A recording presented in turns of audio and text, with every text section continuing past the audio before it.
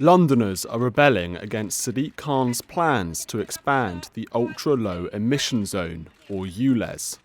Across the capital, the mayor is facing a revolt as 5 separate councils launch legal challenges against the expansion. Under the rules, vehicles that don't meet emission requirements will face heavy fines. We visited Hatch End in northwest London to speak to local businesses about the impact of the ULEZ expansion. What do you think of the ULEZ? Personally, I struggle to see how this is honestly going to make much of a difference to the environment or the air quality, as they say. But I do know it's going to make an awful difference to people that can't really afford to change their cars or pay the daily charge just to mainly go to work, which will be me, myself. That's exactly what I've got to do. So I've got to get rid of my car. So obviously it doesn't meet the ulez emissions, whatever they are, restrictions. So I've basically got to try and buy a new car just to come to work. What kind of costings are we talking? You know, how much could it cost for this new car you have to get? I looked at buying, so obviously I've got to buy something that's reliable, and obviously it's got to meet the emissions. So I've been looking, and for something that's, you know, obviously not new, nothing flash. I think it's a minimum of like 12,000 plus. I'll be looking to get a vehicle.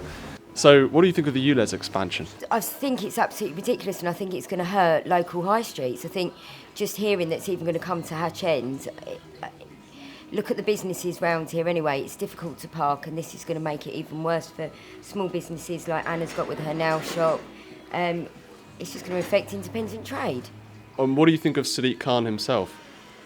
I've met him before, and I think I'm not a fan.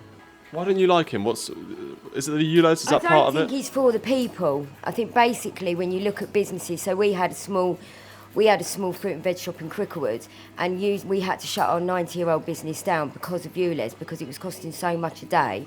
We had to go to market every single day to pick up the fruit and veg. We did deliveries, and it was an absolute fortune. It shut a 90-year-old business down pretty much in the end, and especially when you're getting over things like COVID as a small independent trader, and then you've got another expense on top of that, a daily expense where you potentially have to go to a supplier to pick something up. It cripples you. It's too hard at the moment. Do you think the ULEZ is going to impact your business? Certainly, yes, definitely. We have to use our cars on a daily basis, and most of the people that work here are coming in and out of the area on a daily basis. So yes, it will. It's very difficult for people to start looking at changing cars. We don't necessarily have the funds to do that straight away. Do you think that this ULEZ expansion is going to impact your business? Yeah, we think so, that it does impact a lot, because when the people will stop coming in this area due to ULEZ, of course it will reduce the business activity here. What do you think of Sadiq Khan? Sadiq Khan, I haven't heard about latestly about him, but I think he is doing good for the London. So he's obviously the one who's trying to expand this ULEZ zone. So does that change your opinions of him in any way? I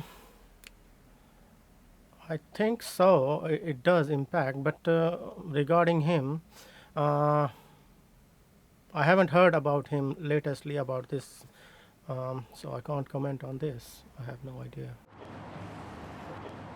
It's not a good idea.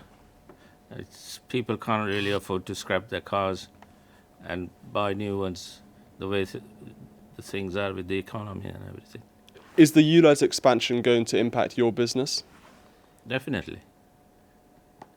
Why? It will stop people coming down to the high street.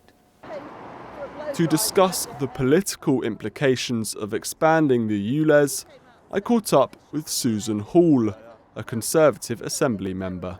Do you think that this is going to cause Sadiq Khan political issues in the upcoming elections here in London?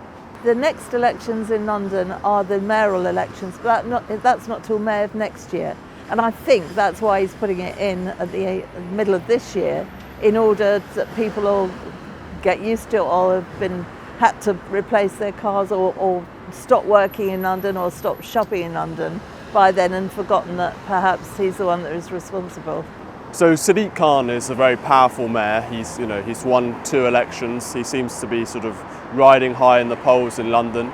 Do you think that this issue could be one of the first issues where he's actually been forced to reverse his decision? To be honest, I think he's too pig-headed to reverse it. He is determined to do it. He is hell-bent on doing it. He's got 4 of his own MPs saying don't do it, because they must be getting the same mail that I'm getting. And it's, why aren't you doing something about this? This is dreadful.